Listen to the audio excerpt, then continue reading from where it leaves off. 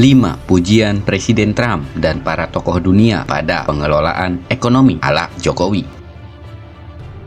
Sebelum kita lanjut, jangan lupa subscribe dan nyalakan loncengnya agar tidak ketinggalan info terbaru lainnya dari tanda kutip.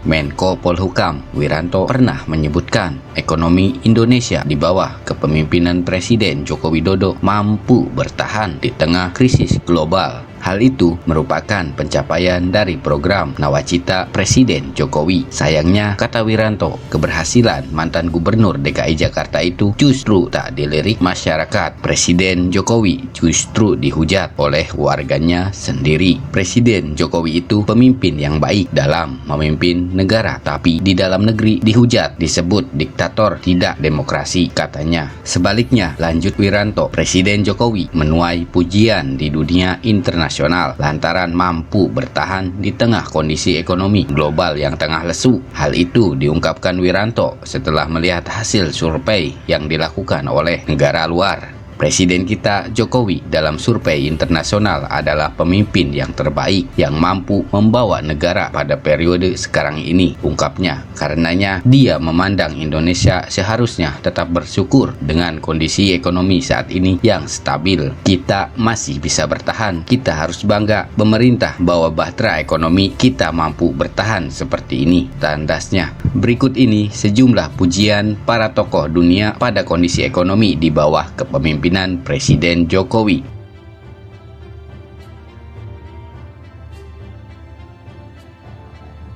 Presiden Donald Trump, Indonesia dinilai berhasil memadukan antara pertumbuhan dan pemerataan ekonomi sehingga mendapat pujian dari Presiden Amerika Serikat Donald Trump. Presiden Amerika Serikat Donald Trump memuji Indonesia saat berpidato dalam pembukaan APEC bahwa Indonesia selama beberapa dekade telah membangun institusi domestik dan demokratis untuk mengelola hingga dari 13.000 pulau. Kita berhasil mengkombinasikan antara pertumbuhan dan equity atau pemerataan. Himbauan Presiden Jokowi di ABAC, misalnya internasionalisasi UMKM, kemudian akses kepada modal, itu juga adalah yang disampaikan pesan kepada para anggota APEC, kata Wakil Menteri Luar Negeri AM Pahir. Menurut Trump, sejak 1990-an, rakyat Indonesia telah mengeluarkan diri mereka dari kemiskinan untuk menjadi negara dengan pertumbuhan pesat di G20. Apalagi Indonesia saat ini adalah negara demokrasi terbesar ketiga di dunia. Kita ingin agar tampil sebagai negara yang bisa mengombinasikan antara pertumbuhan dan pemerataan ekonomi dan bertumpu pada UMKM. Ini yang coba ditampilkan dalam pesan Presiden. Karena itu, sejalan dengan inklusivitas pembiayaan yang menunjang pertumbuhan kita, tambah Pahir. Direktur IMF Christine Lagarde, Menteri Koordinator Kemaritiman Luhut Panjaitan, menjelaskan Direktur IMF Christine Lagarde mengapresiasi fundamental ekonomi Indonesia di bawah kepemimpinan Presiden Jokowi. Bahkan Luhut menyebut di jajaran G20 Indonesia menempati posisi nomor 3 di dalam G20 India, Cina, Indonesia. Meski memang dalam basis data keekonomian kita jauh lebih baik dari India dan Cina, katanya. Menurut Menko Luhut, Presiden Jokowi dianggap sebagai pemimpin yang berbeda karena memahami ekonomi makro secara detail dan dinilai bekerja dengan hati.